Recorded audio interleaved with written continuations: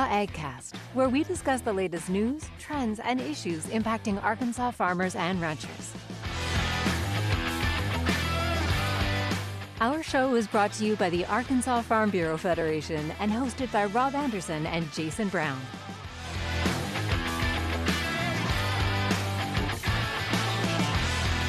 Hello and good Thursday afternoon. Rob, Brian. Hello. Matthew. Greetings. How are we? Well, I had dental work today, so I'm just going to let you do all the talking this afternoon. Please don't do that to me. Or, I'm sorry, please don't do that to our listeners and viewers.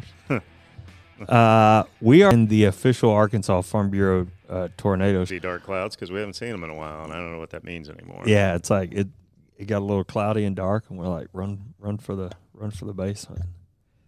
Yeah, well, so things look a little different around here. We're trying something different. Yeah.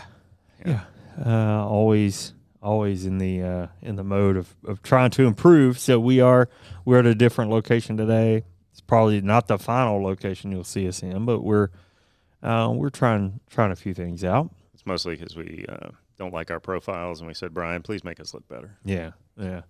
And then he took himself completely off video. Yeah. So, well, we started with a pretty exciting morning. We took the first ever live cow. Reverse. We took the first ever live bull. Livestock, I guess, technically. To the vine on THV. Yeah, that's right. We had a segment on there this morning. We took a miniature Hereford bull, courtesy of Flying Pig Cattle Company, Sarah Beth Johnson and her husband Colton, and had a good time. Yeah, and he was very well behaved. He was. Or bored, I don't know. But yeah, I think it was about 5 seconds before they went on air that Jenny realized she had 1,000 pounds on the end of a leash, and it was a pretty serious situation. He decided he wanted to act up, but we did that to sort of teach. The segment was on how to raise a cow, but as you know, since our audience is mostly farmers, we did that just to kind of teach consumers, folks who don't do this every day, just how complicated it is. You went through a little bit of everything that goes into the process and the feeding and all that, and of course, a little bit of education on cow, bull. Heifer, how to tell the difference, and regardless of my little mishap on the beginning here, so we had fun with that. Turns out both the hosts showed animals before. Adam showed dairy cattle in Ohio, where he grew up, and then Ashley had judged. Is that right? Yeah, that's what she said. Yeah, right. Exactly. Yep. So. Well, it is good to be back. We tried to be live last week. Didn't work out, but we did. Well, Brian says technically we were live, but there's just no video from that, right? So you can go back if you missed last week's episode. Of course, you can always listen on Spotify, Apple, wherever you get your podcast. But we also have the audio live on Facebook. Highly recommend if you missed the show, because we had a great interview with Dr. DQ Fields. Yeah, that's why I was going to encourage people to listen to it, because it's always good to hear from Dr. Fields and his new position up there, Vice President. Yeah, he talked about some accomplishments they've had, which were really fantastic. At University of Arkansas, he's Vice President for Agriculture for the system, and even gave us his suggestion. So he started cattle farming at 12 years old on his own. That's right. And he gave us his favorite cut of beef. So if you're fascinated, or if you're interested from learning from a true lifelong cattle farm, some of those will be held in conjunction with other counties, so on and so forth. But we are in the midst of that season between right now and October. So if you are a member of Farm Bureau, which we hope everyone is, please make sure you're in tune with that schedule, and know when your county's having their meeting, so you can attend and be a part of the process. Be a part of developing policy and what we sort of believe in and support or oppose. It's really important to be involved in that. Yeah, those are important meetings at the county level, and that's where everything comes from the ground up. And then so we talk a lot about that because it's really important to what we are and who we are. Yeah, exactly. So let's get things rolling today. There's actually a lot of breaking news today, things coming out. Cool.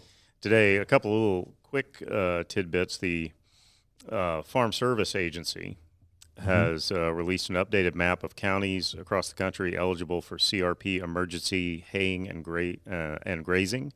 And you can find that on Farm Service Agency's website, fsa.usda.gov.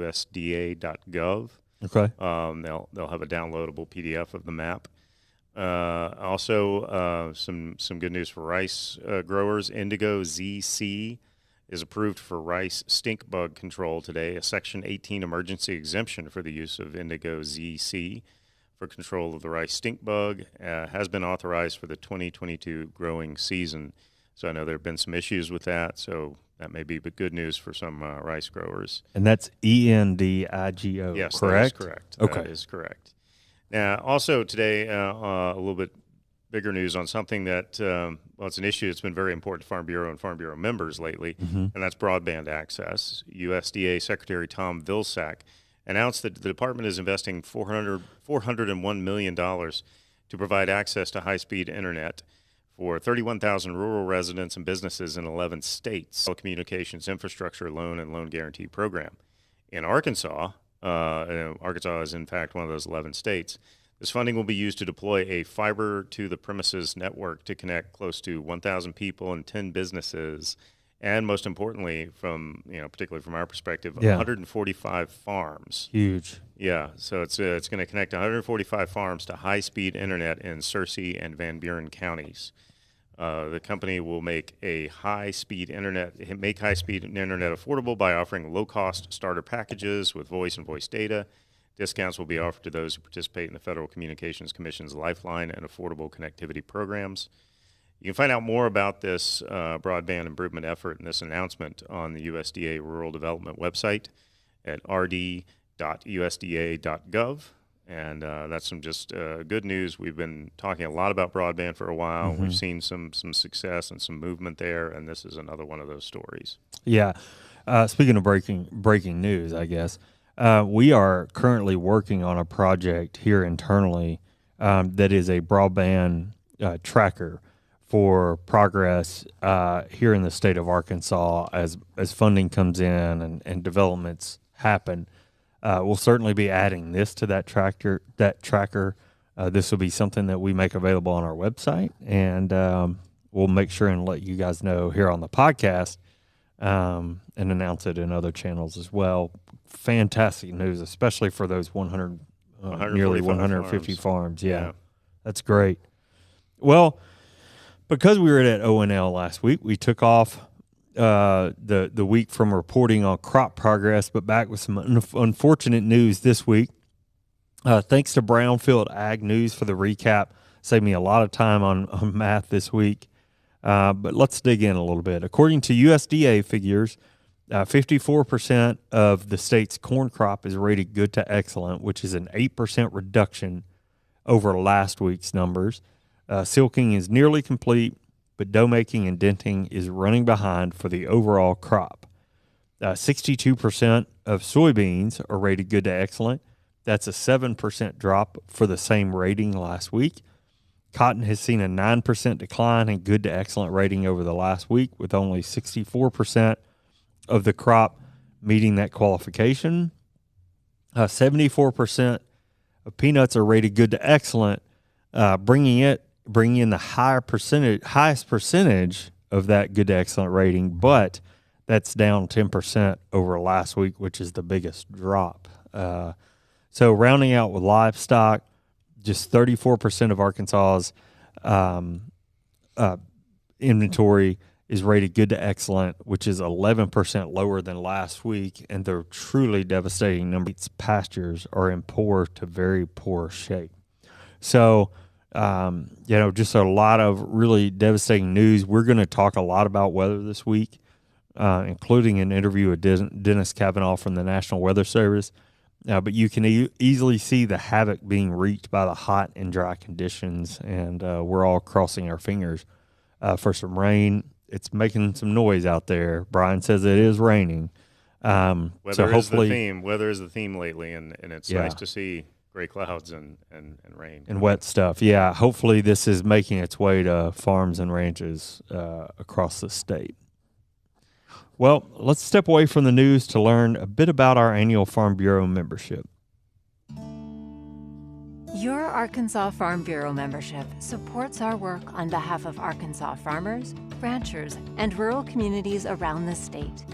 From youth leadership programs and academic scholarships to hunger relief and disaster support, and much more. You can make a difference and be a champion for your community. Join today at arfb.com.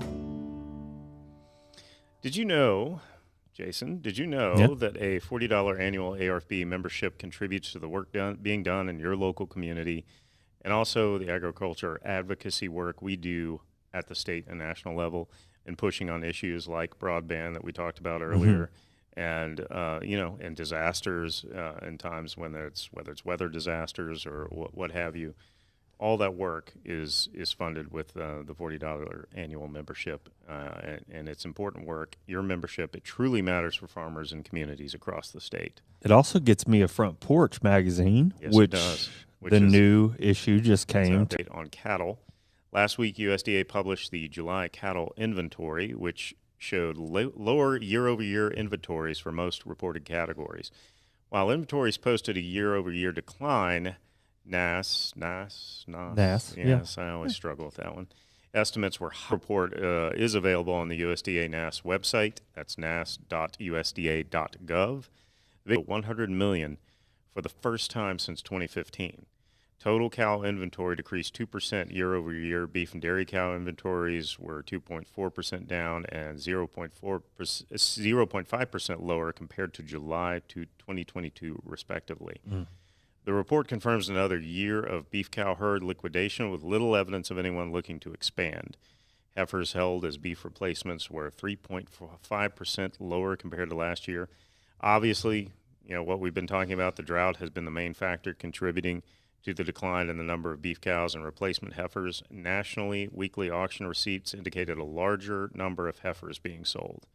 Regionally, drought pressure this month has been a big concern, and the impact can be seen in the auction data here in Arkansas. For example, auction receipts for Arkansas showed a 20% increase in slaughter cattle sales. To learn about the impact of heat and drought conditions on livestock and ranching in Arkansas, you can check out our latest video, in fact, featuring rancher Anthony Giffen of Madison County. You can find that at arfb.com or on our social media channels, Facebook, Twitter feed.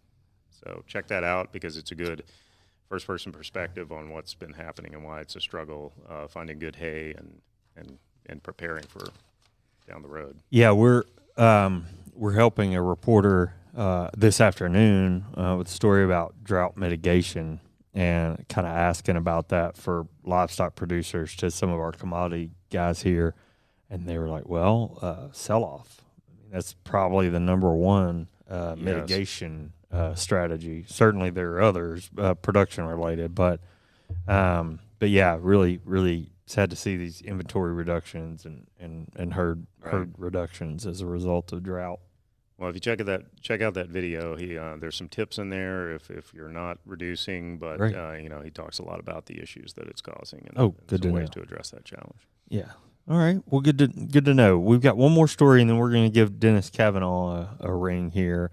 Before we talk about the chances of real rain, though, from the actual sky, I want to share a few tips from Dr. Chris Henry, the University of Arkansas, for making it rain on your farm yourself.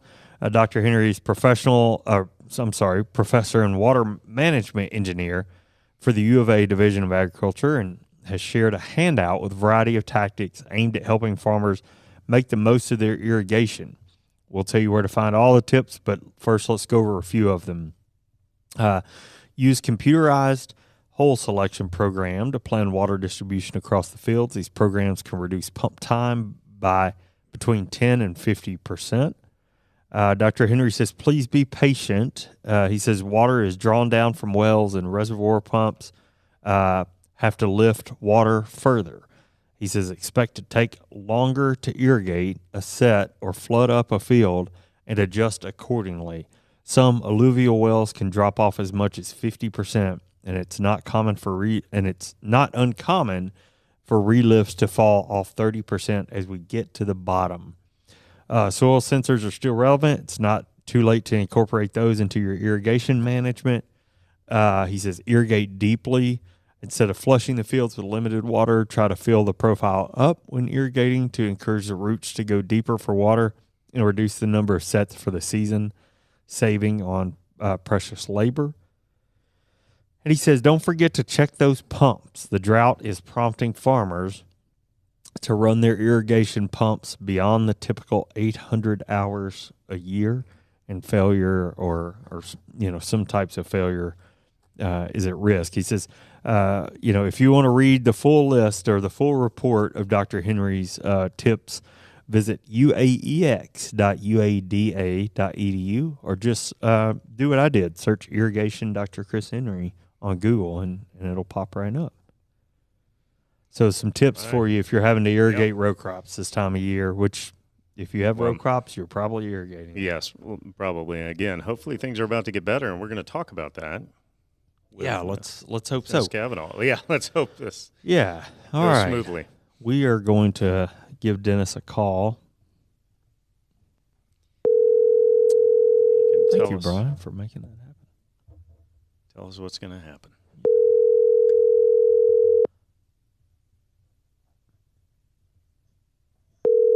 He knows we're calling. Hopefully he's not screening my number thinking I'm... Want to try a prank first? Or hopefully my number's not showing up as spam risk or something.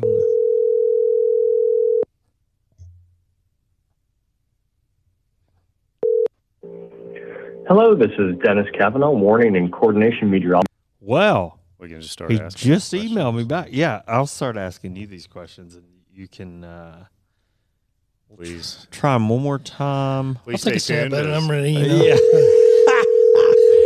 Yeah, you're ready to. Please stay tuned as we randomly dial. Hello. Dennis, it's Jason and Yes. Rob. You are live on the Arkansas AgCast. How are you?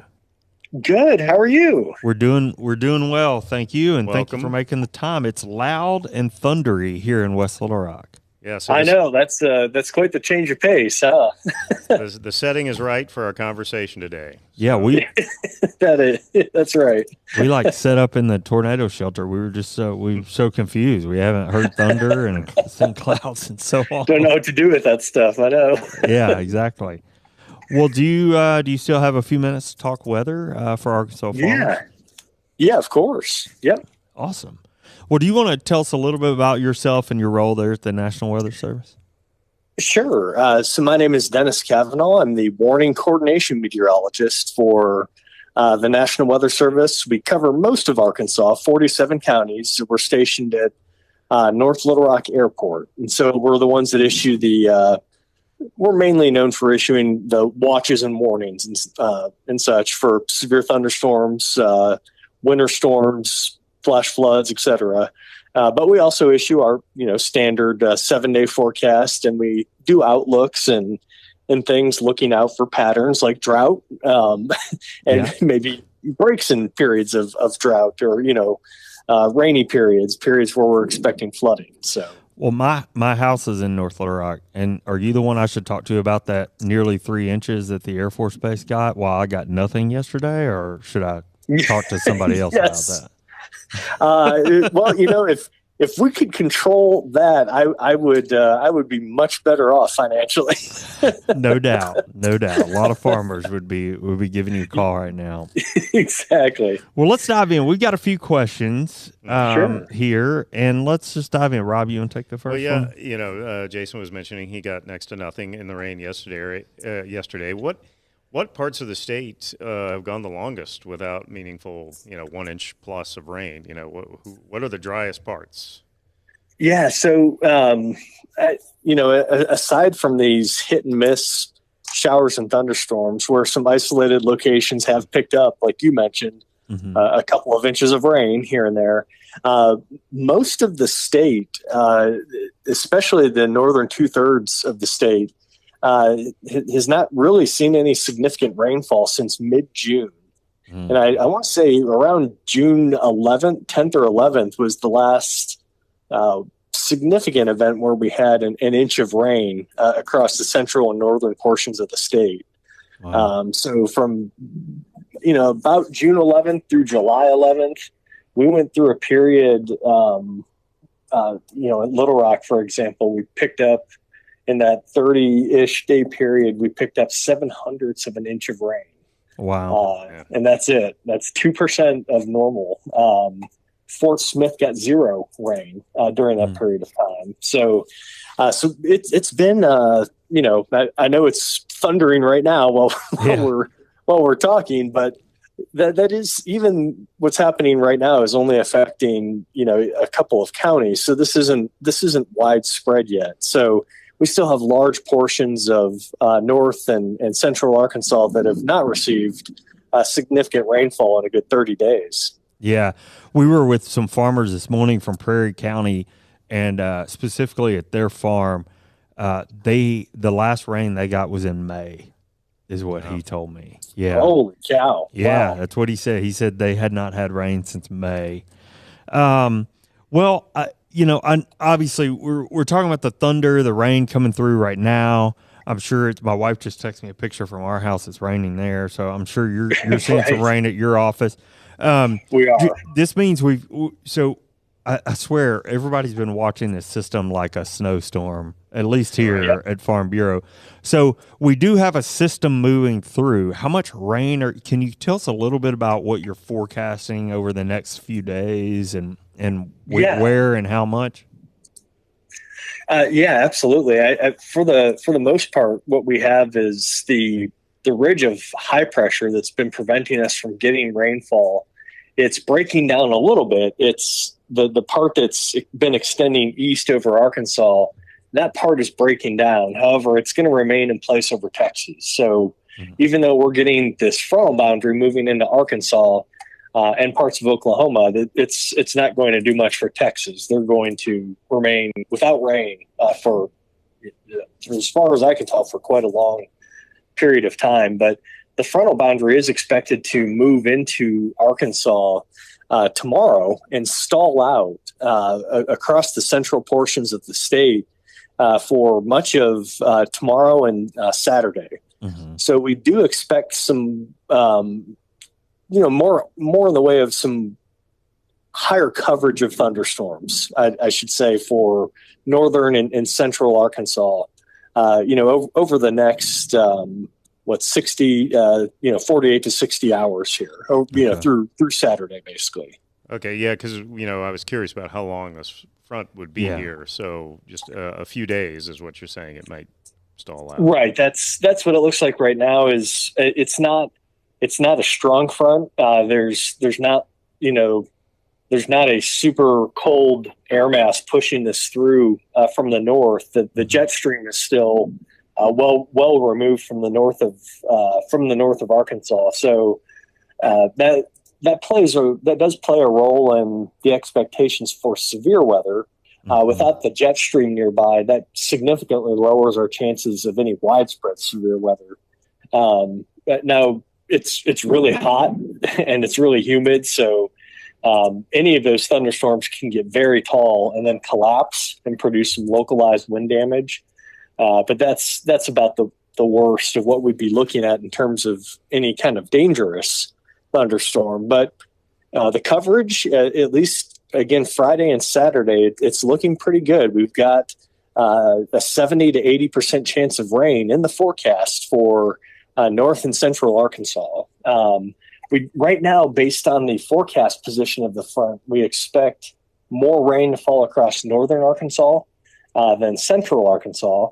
But like you said, our last period of getting at least an inch of rain, at least across central Arkansas, we're expecting anywhere from 2 to 3 inches of rain through the weekend. Oh, wow.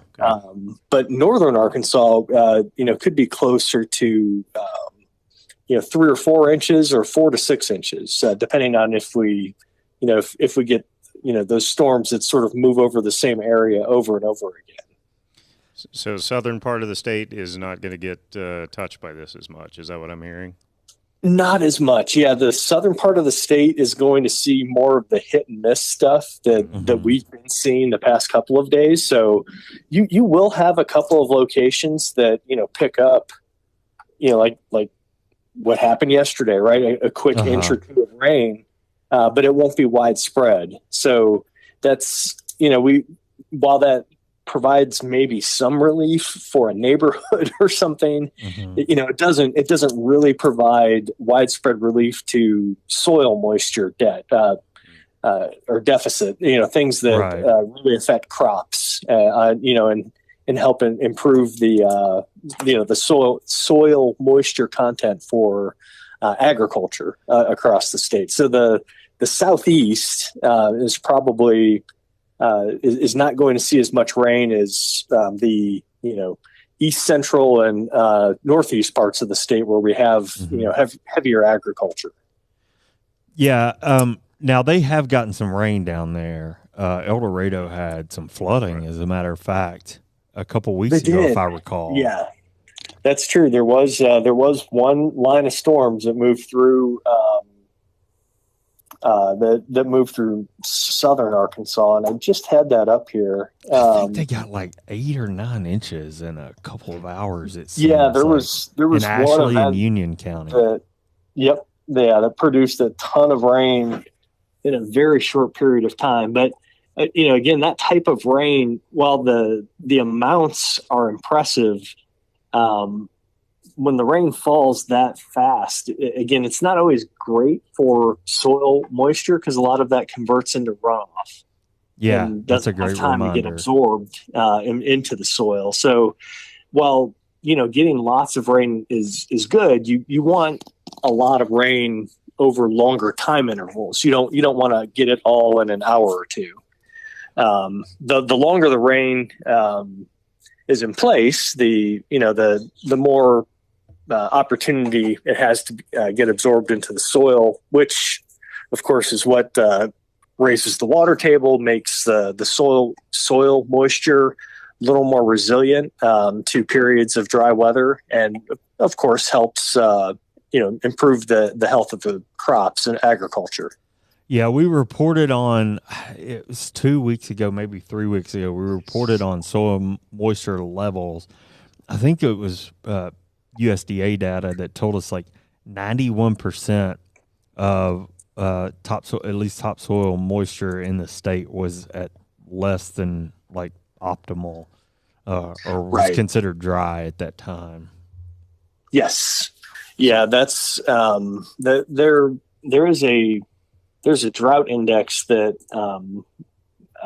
firefighters use called the Kyram Beecham Drought Index. I know I'm not pronouncing that. Keach Byram, maybe. Sure. Byram Drought Index. And that one of the big inputs into that is soil moisture. So the abbreviation for that is KBDI. That's how I'm used to referring to it. And in Arkansas, the values for that have been near the top of the range for the past 30 days because of that lack of rainfall and the not just that, also the period of heat that we've had. It's not just that it's been dry. I mean, that doesn't help, but when you have several days where the temperature is in the upper 90s to 100 degrees, that takes a lot of moisture out of the soil as well. And when it's not replenished by rainfall, that continued heat, that also helps dry out the what the KBDI is really looking at is the 6-inch soil moisture depth, which doesn't quite cover all your topsoil, but it gives you an idea of how your grasses and small bushes or how healthy they're going to be. And that's why it's more of a wildfire index, is because they're worried about how crispy is the grass going to get. If somebody lights a fire, is the grass likely to carry the fire for a long period of time? And if my lawn is any indication, I don't have, an automatic sprinkler system. Yeah. My grass looks dormant. It looks like it does in the winter. So it does those fine fuels out there, the fine grasses and stuff. They are looking pretty crispy for. I know that's not a very scientific term, but for lack of a better term, they're looking pretty crispy. And I know crops, the root system is a little bit deeper than 6 inches, so that the KBDI isn't the perfect indicator for that. But still, the topsoil, like you mentioned, it is well below normal in terms of soil moisture. Well, so we're all excited about the possibility for a couple of inches this weekend, but yes, the $1 million question, is there more rain on the horizon in the long term? What are you seeing? What are you thinking? Well, it does look like next Friday we could have another fast-moving but sort of weak front move through, and that should give us, it doesn't, because it's so hot and humid, we don't need strong cold fronts to get rain during the summer. So that should give us another decent chance of rain on Friday. But overall, looking at the next 8 to 14 days, just the general pattern, continues to show above normal temperatures, and a better than average chance for below normal precipitation. Really the only thing that could mess with that is if we end up getting some sort of tropical system that brings some moisture up into the region. Yeah. But otherwise that high pressure is pretty much in place across the southern plains. And, anytime that wobbles to the east, that's what stops the rain from developing over Arkansas. Yeah. Okay. Well, before we let you go, it's been a fascinating conversation. One more question. Yeah. I know we've got a lot of farmers that have picked up those persimmons or, whipped out the almanac or something like that. Do you have any sort of weather predictions or thoughts, patterns, anything like that for the remainder of 2022? Yeah. We have seasonal outlooks, and again, these are we're not looking at perfect forecasts here. But right now these outlooks are based on some of the more hemispheric global circulations, like the Arctic Oscillation and the El Nino Southern Oscillation. And so those types of circulations through the fall, at least, they still favor slightly above normal temperatures and drier than normal conditions across Arkansas. Okay. As we get into the winter, I believe we're still in La Nina, which tends to keep us, again, warmer than normal. Now, that it doesn't necessarily keep us drier than normal, but in general, the southern United States usually stays drier than normal. But we're right on the cusp of, where those fronts start coming in during the winter. Right. So, we could end up right on the edge of some of those fronts and get some precipitation, but also in a setup like that, you start to get a little worried about the chance of ice storms. We haven't had a real bad one in quite a while. And so when you're right at sort of that cutoff line of where you're expected to be near normal or below normal precipitation wise, but above normal temperature wise in the winter months, that's kind of a very broad scale setup that may allow for ice storms versus snowstorms. Assuming we get wintry weather at all. I got to tell you, I don't like any of that I've just heard. So can we please speak to someone else in your office and get another take? Yes. Are you asking to talk to the manager? Tells you what you would like to hear. Yes, please. I'm asking to speak to your manager. Yeah, that's what it sounds like to me. Well, Dennis, this has been great. We certainly reserve the right to give you a call back and try and get you. Absolutely. Try and have you back on. Especially I'm thinking as we go into fall and harvest season, and maybe a seasonal outlook at that point too. Yeah, absolutely. It's a pleasure talking with you guys. And if there's ever anything I can do to help, I'm happy to appear on the show and talk with you guys and talk about what's going on. Awesome. Well, thanks a ton, and hope you have a great rest of your week. We'll talk to you soon. Thanks again. You too. No problem. Take care. Bye Thanks. All right. Well, that was, I'm bummed about the fall. I don't like that. Well, we have had a ton of snow the past 2 years, this is so true, I don't know. anyway.